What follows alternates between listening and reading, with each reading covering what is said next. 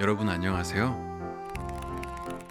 첫 시간은 김동인의 감자입니다. 시작하겠습니다. 싸움, 간통, 살인, 도적, 구걸, 징역. 이 세상의 모든 비극과 활극의 근원지인 칠성문박 빈민굴로 오기 전까지는 복녀의 부처는 농민이었었다. 복녀는 원래 가난은 하나마 정직한 농가에서 규칙 있게 자라난 처녀였었다. 이전 선비의 엄한 규율은 농민으로 떨어지자부터 없어졌다 하나. 그러나 어딘지는 모르겠지만 딴 농민보다는 좀 똑똑하고 엄한 가율이 그의 집에 그냥 남아 있었다. 그 가운데서 자라난 복녀는 물론 다른 집 처녀들과 같이 여름에는 벌거벗고 개울에서 몇 감고 바짓바람으로 동리를 돌아다니는 것을 예사로 알기는 알았지만 그러나 그의 마음속에는 막연 하나마 도덕이라는 것에 대한 저품을 가지고 있었다. 그는 15살 나는 해에 동리 호라비에게 80원에 팔려서 시집이라는 것을 갔다. 그의 새서방이라는 사람은 그보다 20년이나 위로서 원래 아버지의 시대에는 상당한 농군으로서 밭도 몇 마지기가 있었으나 그의 대로 내려오면서는 하나 둘 줄기 시작하여서 마지막으로 복녀를 산 80원이 그의 마지막 재산이었었다. 그는 극도로 게으른 사람이었었다. 동리 노인들의 주선으로 소작밭개나 얻어주면 종자만 뿌려둔 뒤에는 후치질도 안 하고 김도 안 매고 그냥 내버려 두었다가는 가을에 가서는 되는 대로 거두어서 금년은 흉년이네 하고 전주집에는 가져도 안 가고 자기 혼자 먹어버리고 하였다. 그러니까 그는 한 밭을 이태를 연하여 붙여본 일이 없었다.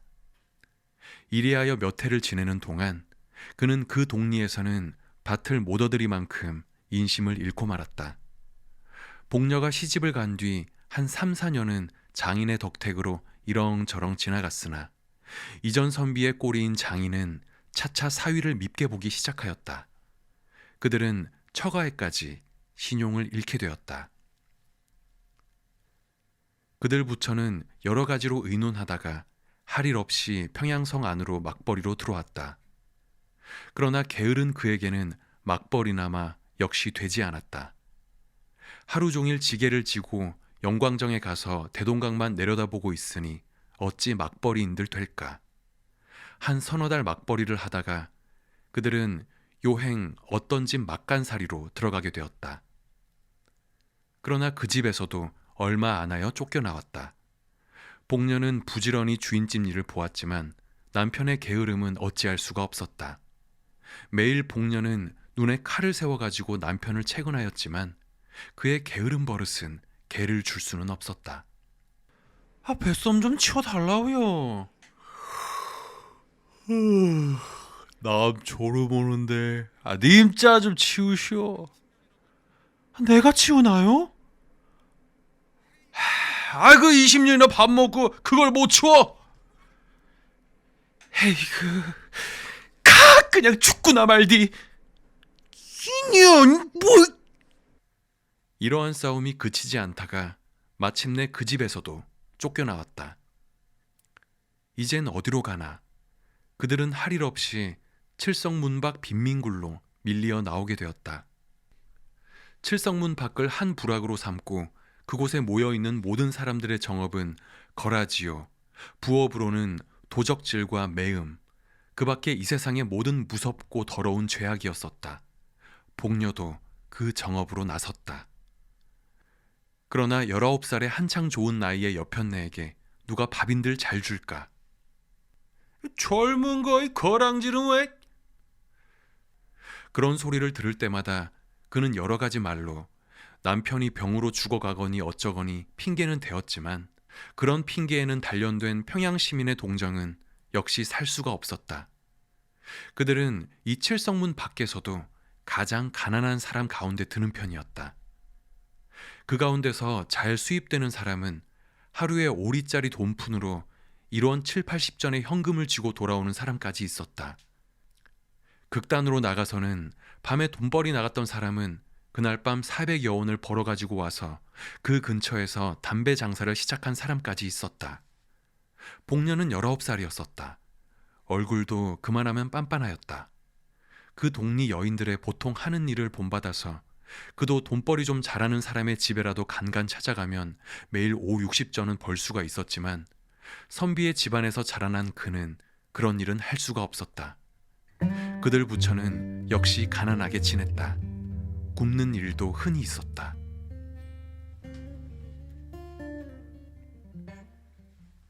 기자묘 솔밭에 송충이가 끓었다. 그때 평양 부에서는 그 송충이를 잡는데 칠성문박 빈민굴의 여인들을 인부로 쓰게 되었다. 빈민굴 여인들은 모두 다 지원을 하였다. 그러나 뽑힌 것은 겨우 50명쯤이었다. 복녀도 그 뽑힌 사람 가운데 한 사람이었다. 복녀는 열심으로 송충이를 잡았다. 소나무에 사다리를 놓고 올라가서는 송충이를 집게로 집어서 약물에 잡아넣고 그의 통은 잠깐 새에 차고 하였다. 하루에 32전씩의 공전이 그의 손에 들어왔다. 그러나 대엿새 하는 동안에 그는 이상한 현상을 하나 발견하였다. 그것은 다른 것이 아니라 젊은 여인부 한 연하문 사람은 언제나 송충이는 안 잡고 아래서 지절거리고 웃고 날뛰기만 하고 있는 것이었다. 뿐만 아니라 그 놀고 있는 인부의 공전은 일하는 사람의 공전보다 8전이나 더 많이 내어주는 것이었다. 감독은 한 사람뿐이지만 감독도 그들의 놀고 있는 것을 묵인할 뿐 아니라 때때로는 자기까지 섞여서 놀고 있었다. 어떤 날 송충이를 잡다가 점심때가 되어서 나무에서 내려와서 점심을 먹고 다시 올라가려 할 때 감독이 그를 찾았다. 어이 복내. 아이 복내. 왜 그럽니까? 그는 약통과 집게를 놓은 뒤에 돌아섰다. 좀 오너라. 그는 말없이 감독 앞에 갔다. 예, 너 뒤 좀 가보지 않겠니? 뭘 하래요? 아, 글쎄 가야 저기 가디오? 형님! 그는 돌아서면서 인부들 있는 대로 고함쳤다. 형님! 형님도 갑시다 그려. 아 싫다 얘! 둘이서 재미나게 가는데 내가 무슨 맛에 가갔니? 복녀는 얼굴이 새빨갛게 되면서 감독에게로 돌아섰다. 가보자. 감독은 저편으로 갔다. 복녀는 머리를 수그리고 따라갔다. 복내 조카구나야! 뒤에서 이러한 고함 소리가 들렸다. 복녀의 숙인 얼굴은 더욱 발갛게 되었다. 그날부터 복녀도 일 안 하고 공전 많이 받는 인부의 한 사람으로 되었다. 복녀의 도덕관 내지 인생관은 그때부터 변하였다. 그는 아직껏 딴 사내와 관계를 한다는 것을 생각하여 본 일도 없었다. 그것은 사람의 일이 아니요 짐승이 하는 짓으로만 알고 있었다. 혹은 그런 일을 하면 탁 죽어지는지도 모를 일로 알았다. 그러나 이런 이상한 일이 어디 다시 있을까? 사람인 자기도 그런 일을 한 것을 보면 그것은 결코 사람으로 못할 일이 아니었었다. 게다가 일 안 하고도 돈 더 받고 긴장된 육회가 있고 빌어먹는 것보다 점잖고, 일본말로 하자면 삼박자 같은 좋은 일은 이것뿐이었었다. 이것이야말로 삶의 비결이 아닐까? 뿐만 아니라 이 일이 있은 뒤부터 그는 처음으로 한계 사람이 된 것 같은 자신까지 얻었다. 그 뒤부터는 그의 얼굴에는 조금씩 분도 바르게 되었다.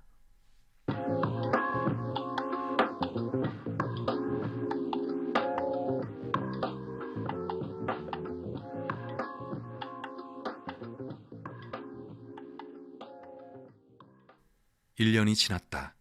그의 처세의 비결은 더욱더 순탄히 진척되었다. 그의 부처는 이제는 그리 궁하게 지내지는 않게 되었다. 그의 남편은 이것이 결국 좋은 일이라는 듯이 아랫목에 누워서 벌신벌신 웃고 있었다. 복녀의 얼굴은 더욱 이뻐졌다. 여보, 아스바니, 오늘은 얼마나 벌었소? 오늘은 많이 못 벌었어다. 얼마? 도무지 열 서너 냥? 많이 벌었다 그래. 한 대냥 깨주소 그래. 오늘은 내가 어쩌고 어쩌고 하면 복녀는 곧 뛰어가서 그의 발에 늘어진다. 나한테 들킨다면은 뀌고야 말아요. 이 아줌마의 만나면 내 야단이더라. 자, 꿰주디? 그 대신, 응? 그 알아 있디? 나 몰라요. 모르면 안 줄 테야? 글쎄 알았대도 그런다. 그의 성격은 이만큼까지 진보되었다. 가을이 되었다.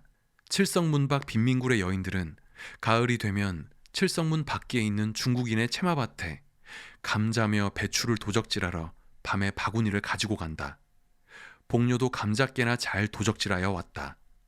어떤 날 밤 그는 감자를 한 바구니 잘 도적질하여 가지고 이젠 돌아오려고 일어설 때 그의 뒤에 시꺼먼 그림자가 서서 그를 꽉 붙들었다. 보니 그것은 그 밭의 소작인인 중국인 왕서방이었었다. 복녀는 말도 못하고 멀진 발 아래만 내려다보고 있었다. 우리 집에 가. 왕서방은 이렇게 말하였다. 가재면 가디? 그것도 못할까? 복녀는 엉덩이를 한번 획 두른 뒤에 머리를 젖히고 바구니를 저으면서 왕서방을 따라갔다. 1시간쯤 뒤에 그는 왕서방의 집에서 나왔다. 그가 밭고랑에서 길로 들어서려 할 때에 문득 뒤에서 누가 그를 찾았다. 복녀 아니야? 복녀는 획 돌아서 보았다. 거기는 자기 곁집 여편네가 바구니를 끼고 어두운 밭고랑을 더듬더듬 나오고 있었다. 형님이 됐을까? 형님도 들어갔을까? 님자도 들어갔댔나? 형님은 네 집에... 나 눅서방네 집에. 님자는? 나 왕서방네... 형님, 얼마 받았소? 눅서방네 그 깍쟁이 놈 배추 3팩이... 난 3원 받았디? 10분쯤 뒤에 그는 자기 남편과 그 앞에 돈 3원을 내어놓은 뒤에 아까 그 왕서방의 이야기를 하면서 웃고 있었다. 그 뒤부터 왕서방은 무시로 복녀를 찾아왔다.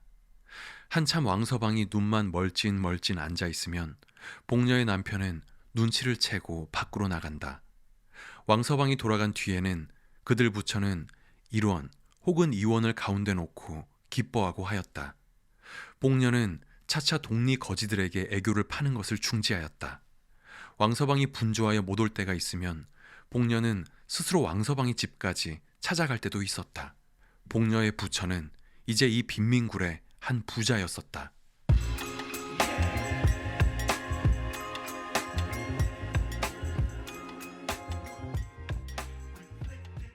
그 겨울도 가고 봄이 이르렀다. 그때 왕서방은 돈 100원으로 어떤 처녀를 하나 마누라로 사오게 되었다. 복녀는 다만 코웃음만 쳤다. 아이고, 복녀 강짜 같구만. 동리 여편네들이 이런 말을 하면 복녀는 흥 하고 코웃음을 웃고 하였다. 내가 강짜를 왜 해?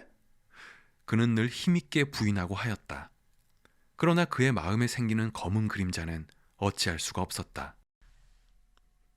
이놈 왕서방, 네 어디 두고 보자. 왕서방의 색시를 데려오는 날이 가까웠다. 왕서방은 아직껏 자랑하던 기다란 머리를 깎았다. 동시에 그것은 새색 씨의 의견이라는 소문이 쫙 퍼졌다. 복녀는 역시 코웃음만 쳤다. 마침내 색시가 오는 날이 이르렀다. 칠보 단장의 4인교를 탄 택시가 칠성 문밖 채마밭 가운데 있는 왕서방의 집에 이르렀다. 밤이 깊도록 왕서방의 집에는 중국인들이 모여서 별한 악기를 뜯으며 별한 곡조로 노래하며 야단하였다. 복녀는 집 모퉁이에 숨어서서 눈에 살기를 띠고 방 안의 동정을 듣고 있었다. 다른 중국인들은 새벽 2시쯤 하여 돌아갔다. 그 돌아가는 것을 보면서 복녀는 왕서방의 집 안에 들어갔다. 복녀의 얼굴에는 분이 하얗게 발리어 있었다.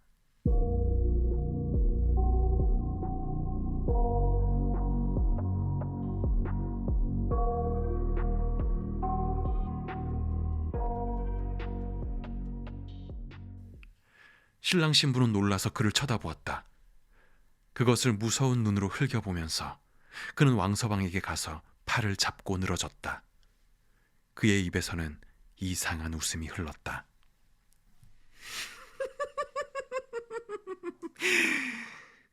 자, 우리 집으로 가요. 왕서방은 아무 말도 못하였다. 눈만 정처 없이 두룩두룩하였다. 복녀는 다시 한번 왕서방을 흔들었다.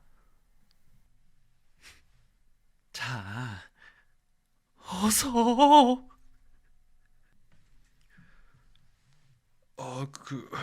우리 오늘 밤 일이 있어 못 가. 일은 밤중에 무슨 일? 그래도 우리 일이. 복녀의 입에 아직껏 떠돌던 이상한 웃음은 문득 없어졌다. 이까짓거! 그는 발을 들어서 치장한 신부의 머리를 찼다. 자, 가자오. 왕서방은 와들와들 떨었다. 왕서방은 복녀의 손을 뿌리쳤다. 복녀는 쓰러졌다. 그러나 곧 다시 일어났다. 그가 다시 일어설 때는 그의 손에는 얼른 하는 낫이 한 자루 들리어 있었다. 이딴 놈! 죽어라! 죽어라 이놈! 나 때렸디? 이놈아! 아이고 사는 죽이는데! 그는 목을 놓고 쳐 울면서 낫을 휘둘렀다. 칠성 문밖 외딴밖 가운데 홀로 서 있는 왕서방의 집에서는 일장의 활극이 일어났다. 그러나 그 활극도 곧 잠잠하게 되었다. 복녀의 손에 들리어 있던 낫은 어느덧 왕서방의 손으로 넘어갔고 복녀는 목으로 피를 쏟으면서 그 자리에 고꾸라져 있었다.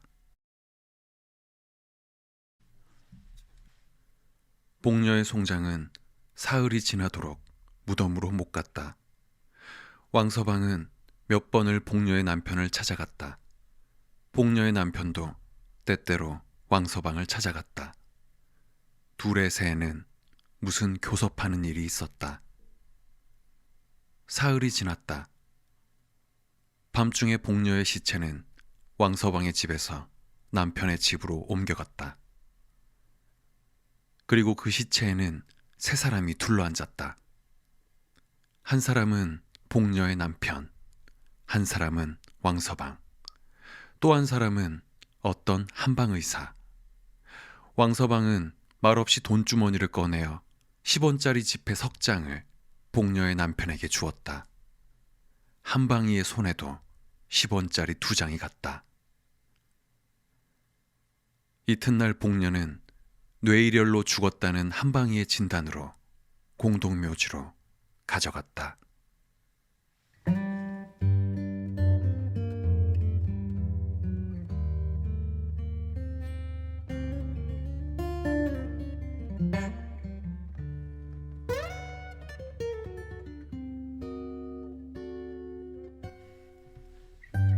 김동인의 감자를 읽어봤습니다. 여러분 잘 들어주셔서 너무나 감사합니다. 혼자서 남자 여자 역을 다 하다 보니까 소리를 너무 많이 질러가지고 또 혼자서 편집하고 녹음하고 그래서 실수도 많이 한 것 같고 좀 창피하긴 하지만 그래도 여러분 재밌게 들어주셨다면 정말 감사합니다.